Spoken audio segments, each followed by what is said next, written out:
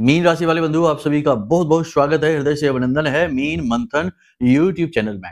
तो मीन राशि वालों जरा ध्यान से सुनिए। जून महीने के अंतिम दिन बहुत ही सुंदर मुहूर्त है, बहुत ही सुंदर समय और काल है।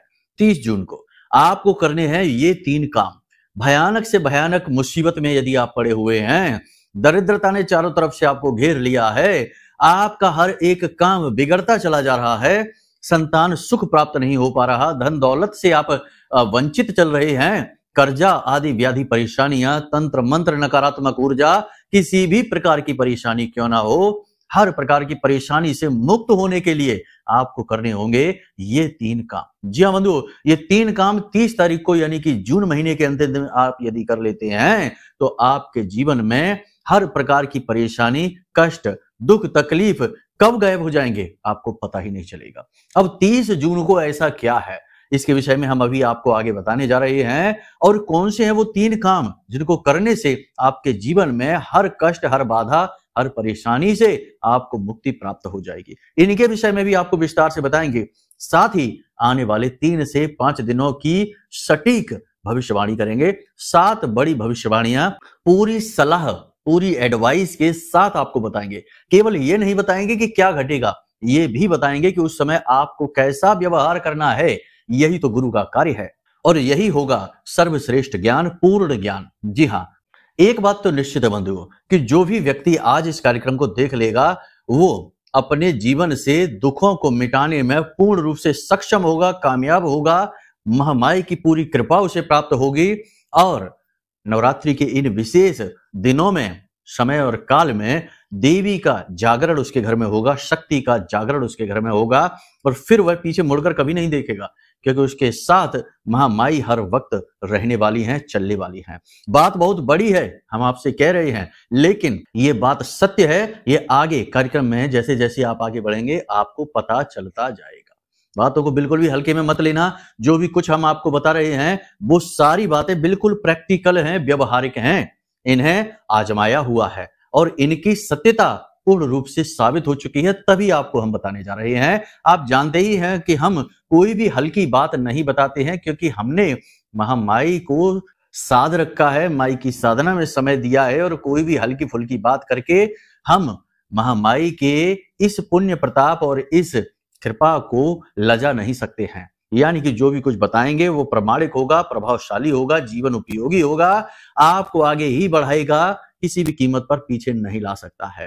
कहने का मतलब यह है कि जो भी बातें हम आपको बता रहे हैं वो पूर्ण रूप से विश्वास करने योग्य है और यदि कहीं आपने इन्हें जीवन में उतार लिया तो 100% परिवर्तन है, इस बात की गारंटी है।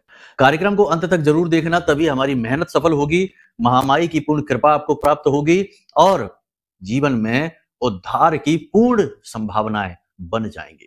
चलिए महामाई को याद करते हुए कमेंट बॉक्स में पूरे भक्ति भाव के साथ लिख डालिए, जय मां भद्रकाली कृपा करो। महामाई निश्चित तौर पर आपके ऊपर कृपा करेंगी, अपना आशीर्वाद देंगी, हमें पूर्ण विश्वास है और दे ही दिया है, तभी तो आपके पास ये कार्यक्रम बिल्कुल समय और काल पर पहुंचा हुआ है। अब एक बात और बंधुओं कि नवरात्रि के अंतिम दिन महाअनुष्ठान होगा, बहुत ही भव्य आयोजन होगा और रात भर का जागरण और साथ में यज्ञ हवन अनुष्ठान होंगे। इसमें यदि आपको विशेष तौर पर भाग लेना है तो आप इसके लिए जानकारी ले सकते हैं। वीडियो में जो नंबर दिए गए हैं इन पर फोन करके पूरे नवरात्रि के जितने भी दिन हैं इनका सबका एक बार में लाभ लेना चाहते हैं, यानी कि 9 देवियों की पूर्ण कृपा एक साथ आप प्राप्त करना चाहते हैं तो इसके लिए इस विशेष अनुष्ठान में आप भाग ले सकते हैं। बाकी जिन्होंने भाग लिया हुआ है पहले से ही, उनके ऊपर तो माई की कृपा बरसेगी ही, पूर्ण रूप से माई का आशीर्वाद उन्हें प्राप्त होगा ही, उन्हें नहीं संपर्क करना है। नए लोगों के लिए हम ये बात बता रहे हैं, ठीक है। तो अधिक जानकारी के लिए नंबर वीडियो में है, इन नंबरों पर फोन करके जानकारी ले लीजिए और इस सुनहरे अवसर को अपने हाथों से जाने न दीजिए, क्योंकि माई स्वयं आपको यह अवसर दे रही हैं। हम माई के तुच्छ दास सेवक आपको यह अवसर दे रहे हैं, उन्हीं की माई की आज्ञा और उनकी अनुभूतियों के आधार पर। तो चलिए बंधुओं, अब अपने मूल विषय को शुरू करते हैं, ध्यान से सुनिए। प्यारे मित्रों, हमारे अत्यंत प्रिय और परम पूज्य अमिताचार्य जी के पास मां बगलामुखी और मां भद्रकाली की साधनाओं का वर्षों का अनुभव है और माता रानी की इनके ऊपर पूर्ण कृपा और सिद्धि है। आचार्य जी ने अपने सटीक कुंडली विश्लेषण और श्रेष्ठतम उपायों के माध्यम से हजारों लोगों के जीवन को खुशियों से भरा है। आचार्य जी का कुंडली विश्लेषण और उपाय करवाने का तरीका इतना अद्भुत है कि जीवन के हर एक दुख और कष्ट का कारण जड़ से ही समाप्त हो जाता है। फिर समस्या चाहे जैसी भी हो, कर्जा बहुत बढ़ गया हो, व्यापार चल नहीं रहा हो, बीमारियों में आप बर्बाद हो चुके हो, रिश्तों में प्रेम समाप्त हो चुका हो, या फिर नौकरी ही ना मिल रही हो, विवाह में देरी होती हो, कैसी भी समस्या हो, इन समस्याओं का कारण क्या है, कौन सी महादशा परेशान कर रही है, कौन सा दोष लगा हुआ है, सब कुछ आचार्य जी इतना सटीक बताते हैं कि वर्षों वर्ष के दुख कुछ ही दिनों में समाप्त हो जाते हैं। अगर आपके जीवन में भी कोई ऐसी संकट की घड़ी है तो यही सही समय है जब आप पूज्य आचार्य जी के हाथों से अपनी कुंडली का विश्लेषण करवाएं और वर्षों से चल रहे दुखों और संकटों के इस चक्र से बाहर निकल जाए। प्यारे मित्रों, अभी वीडियो में दिए गए नंबरों पर फोन करिए और अपनी कुंडली का श्रेष्ठतम आकलन करवा डालिए। जिंदगी बदलने का यह सबसे बड़ा मौका हाथ से मत जाने दीजिएगा। जय माई की, महामाई आपका कल्याण करे। 30 जून को पंचमी है, नवरात्रि का 5वां दिन है। मां स्कंद माता की पूजा होती है। स्कंद माता पूरी जो नवरात्रि यानी 9 देवियां हैं उनमें सबसे सौम्य है और सबसे ज्यादा स्नेही है। ये दिन बहुत ही खास होता है। स्कंद यहाँ पर कार्तिकेय जी को कहा जाता है और माई ने उन्हें अपने गोद में उठा रखा है। सिंह की सवारी करती हैं और कार्तिकेय को अपनी गोद में उठा रखा है। ये जो माई का स्वरूप है यह इस बात को दिखाता है कि माई का रूप चाहे कितना ही रौद्र हो, माई चाहे कितनी ही प्रचंड ऊर्जा शक्ति को अपने साथ लेकर चलती हो, लेकिन अपने बालकों का विशेष ख्याल रखती हैं, उन्हें अपनी गोद में उठा लेती हैं। जो माई की शरण में होता है, माई का नाम स्मरण करता है, माई का मंत्र उच्चारण करता है, माई की सेवा करता है, उसे कार्तिकेय की तरह, स्कंद की तरह अपनी गोद में उठा लेती हैं। और एक बार यदि माई ने गोद में उठा लिया तो चाहे फिर सिंह ही साथ में क्यों ना हो, वह भी माई का सेवक है। अपने माई के बालकों का वह बाल विवाह का नहीं कर सकता है। यानी दुनिया की बड़ी से बड़ी मुसीबत भी माता रानी के साथ यदि आप हैं तो आपका बाल विवाह का नहीं कर पाएगी। कहने का मतलब यह है कि यह जो दिन होता है ये बहुत ही खास होता है। इसमें मां अपने सबसे सौम्य स्वरूप में आती हैं और अपने बालकों की हर एक इच्छा, मनोकामना, मुराद को पूरी करती हैं। तो ऐसे में कुछ जरूरी कार्य, कुछ छोटे छोटे कार्य ऐसे हैं जो हर एक व्यक्ति को करने चाहिए, जिससे कि माता रानी उनसे प्रसन्न हो और उनके जीवन में शुभ का आशीर्वाद दे। अब ज्योतिषीय आकलनों के आधार पर देखा जाए तो स्कंद माता ग्रहों में देखा जाए तो बुध, शुक्र और गुरु तीनों के ऊपर हैं, यानी कि तीनों पर इनका पूर्ण नियंत्रण होता है। और जीवन में हर एक प्रकार की सुख सुविधा और आनंद और धन वैभव को प्राप्त करने के लिए इन 3 ग्रहों की ही कृपा होनी अति आवश्यक है। बंधुओं, ध्यान से सुनिए। इससे पहले कि हम आपको बताएं कि वो 3 काम कौन से हैं जो आपको सीधे माई के चरणों में लेकर जाएंगे, उनकी कृपा आप तक लेकर आएंगे, इससे पहले हम आपको चाहेंगे कि आप 4 बातें हैं जो जाने बेहद आवश्यक है। आने वाले समय और काल पर इन बातों का घटित होना निश्चित है। सबसे पहली चीज कि आपको सतर्क रहना है, क्योंकि आपके साथ धोखा हो सकता है, फ्रॉड हो सकता है, आपकी कीमती चीज कोई चोरी हो सकती है और आप किसी प्रकार का लॉस, किसी प्रकार का घाटा उठा सकते हैं किसी इंसान की वजह से। जी हाँ, हालांकि पैसे का लाभ आपको होगा अगर आप संभल कर चलते हैं तो। मतलब कहने का यह है कि आपको सतर्क रहना है, सावधान रहना है। किसी के द्वारा बताई गई बातों पर सीधे ज्यों का त्यों भरोसा नहीं कर लेना है। किसी योजना पर काम करने से पहले थोड़ा सा अलर्ट हो जाना है, समझ जाना है। किसी से भी जरूरत से ज्यादा सलाह मशवरा ना करें। सलाह मशवरा केवल उसी से करें जिस पर आपको पूर्ण विश्वास है और जिसे आपने लंबे समय से जांचा और परखा है और जो आपके विश्वास पर खरा उतरा है। कहने का मतलब यह है कि ये सावधानी का समय है, थोड़ा कठिन समय है। इस समय पर आपको बहुत सतर्क रहना है। ठीक है। दूसरी चीज, आपके ऊपर किसी प्रकार का घात हो सकता है, आपके ऊपर किसी प्रकार का षड्यंत्र रचा जा सकता है, तंत्र मंत्र या किसी प्रकार की नकारात्मक ऊर्जा आपके प्रति भेजी जा सकती है, आपको परेशान किया जा सकता है। तो इसके लिए आपको यह करना है कि आप ये देखें कि आपके रिश्तेदारों में, आपके परिवार में कौन सा ऐसा व्यक्ति है जो जरूरत से ज्यादा पूजा पाठ अनुष्ठान करता है, तंत्र मंत्र करता है, मंत्रोच्चारण करता है, या किसी ऐसे व्यक्ति के संपर्क में है जो झाड़ फूंक, टोना टोटका आदि करता है। ऐसे व्यक्ति के संपर्क में यदि कोई आपके परिवार का, आपके घर का, आपके मित्र, आपके रिश्तेदारों में है तो थोड़ा उससे आप अलर्ट हो जाइए। देखिए बंधु, हम आपको बता दें, ये कड़वी सच्चाई है आपके जीवन की कि आपके शत्रु बाहर नहीं, आपके अंदर ही हैं, यानी आपके घर में ही हैं, आपके परिवार, आपके रिश्तेदारों में ही हैं।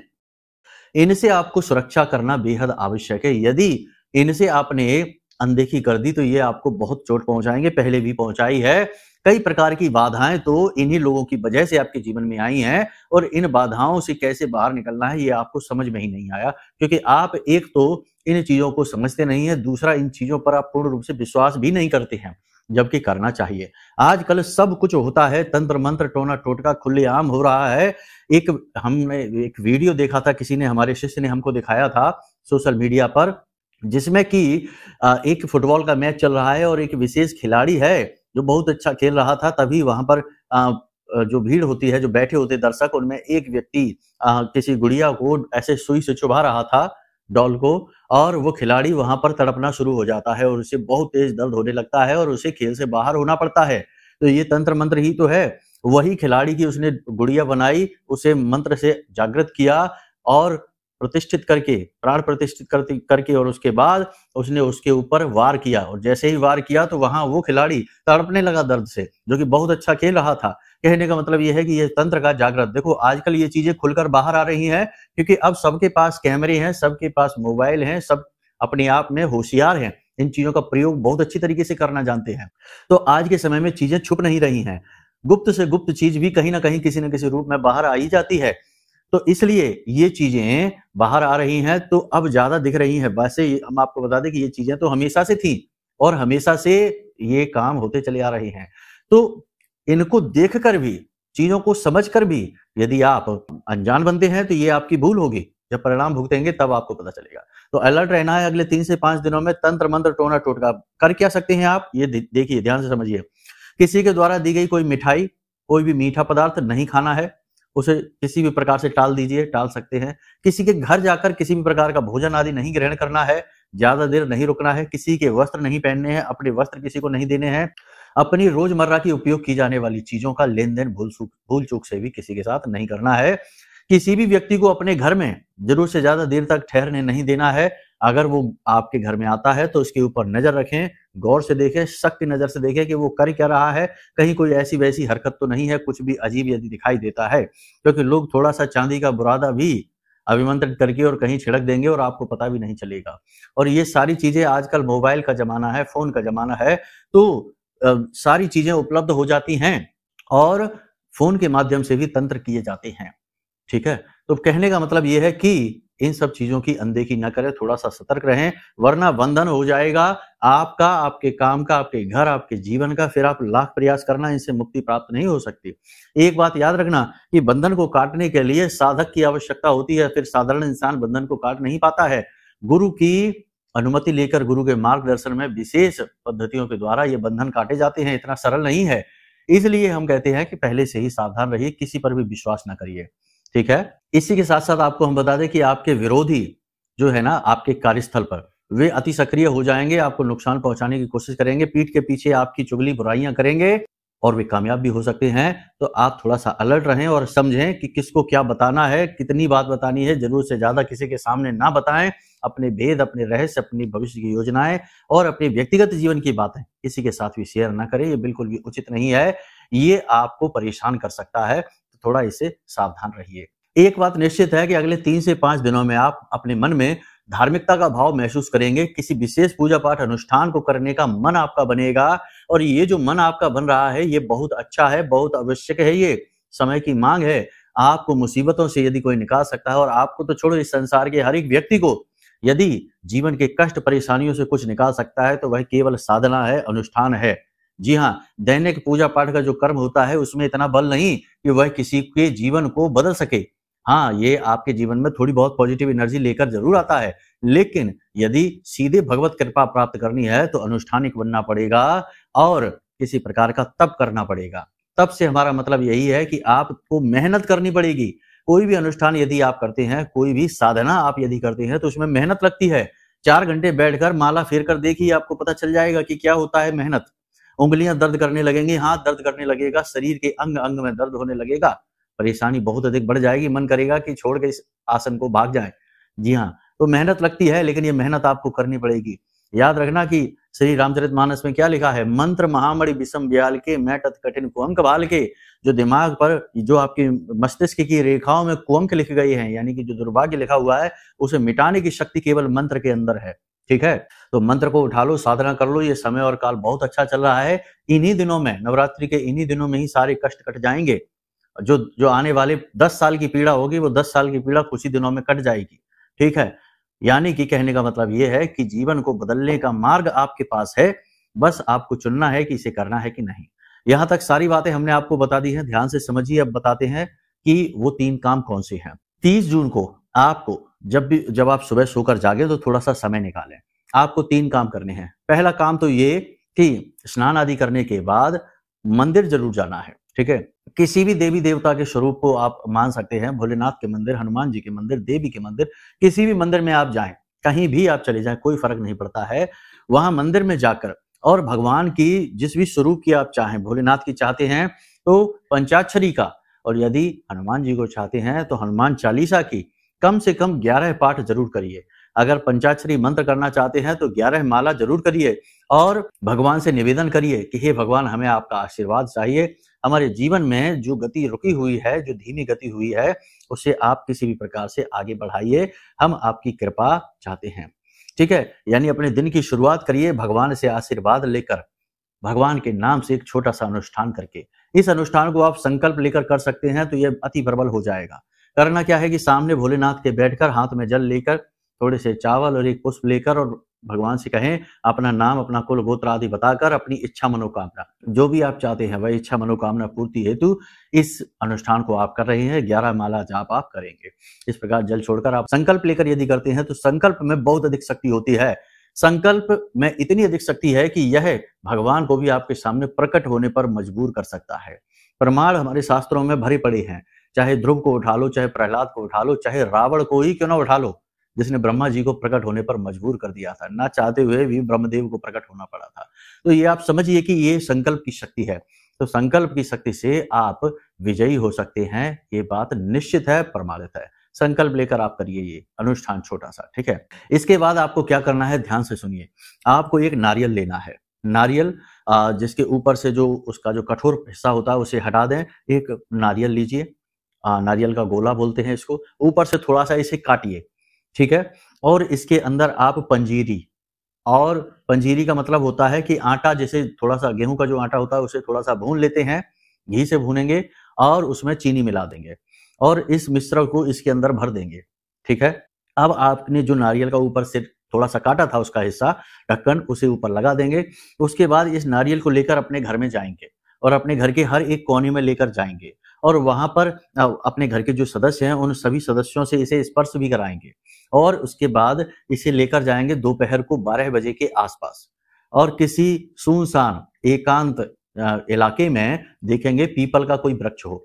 उस पीपल के वृक्ष के नीचे थोड़ा सा गड्ढा खोदेंगे और उसमें इस नारियल को दबा देंगे और ऊपर इसका जो ढक्कन लगा था उसे हटा देंगे। ठीक है, अब ये जो नारियल है जो मिट्टी में दबा हुआ है, इसका ढक्कन खुला हुआ है, इसके अंदर आपने आटा और चीनी भर रखा है। इस चीज को यानी इस पंजीरी को छोटे छोटे कीट पतंगे खाने शुरू कर देंगे, चींटियां खाना शुरू कर देंगे।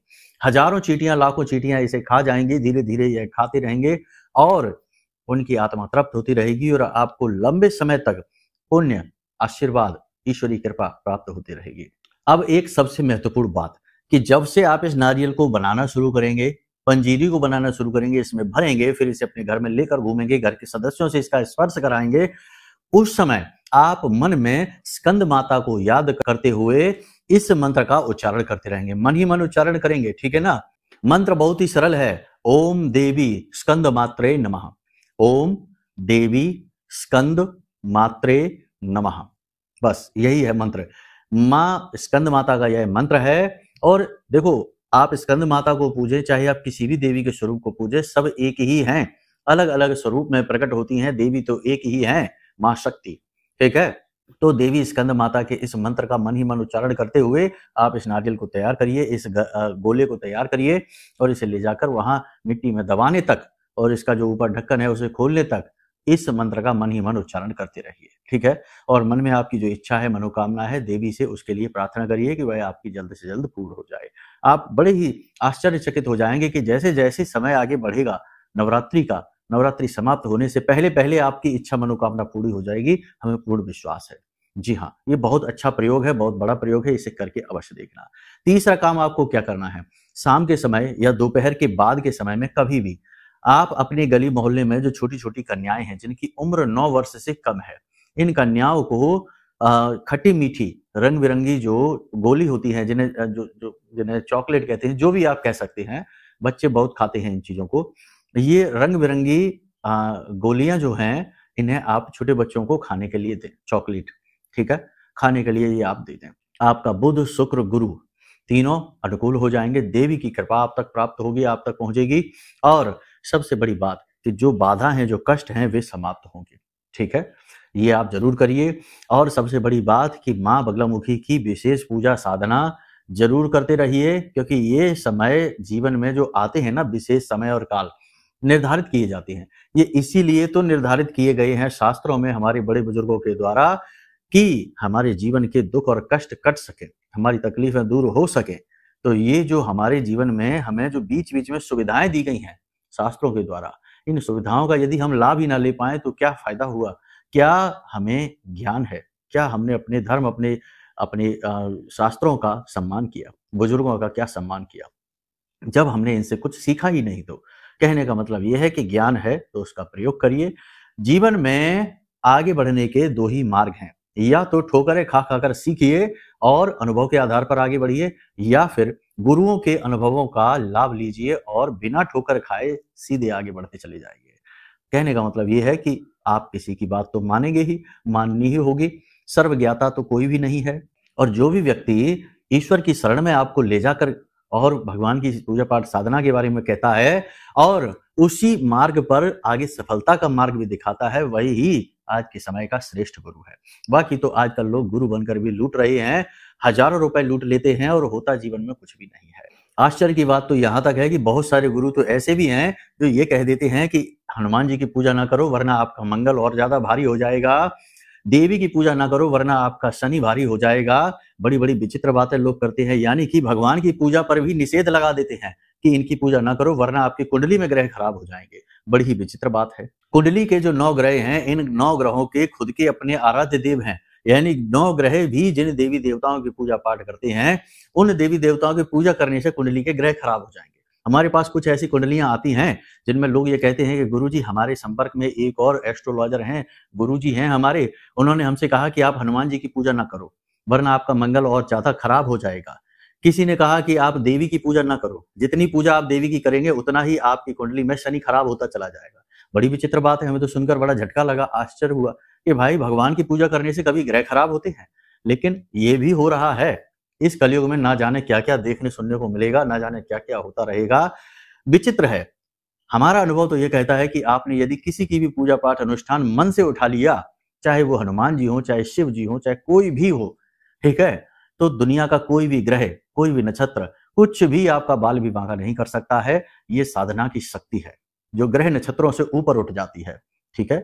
तो बस सात्विकता के मार्ग पे चलिए, जो सत ज्ञान आपको दे उसी की बात मानिए। हम नहीं कहते हमारी बात मानिए, आपको जो सही लगे, सटीक लगे, आप उसी की बात को मानिए। अब यदि अनुष्ठान में भाग लेना है तो नंबर वीडियो में दिए हैं।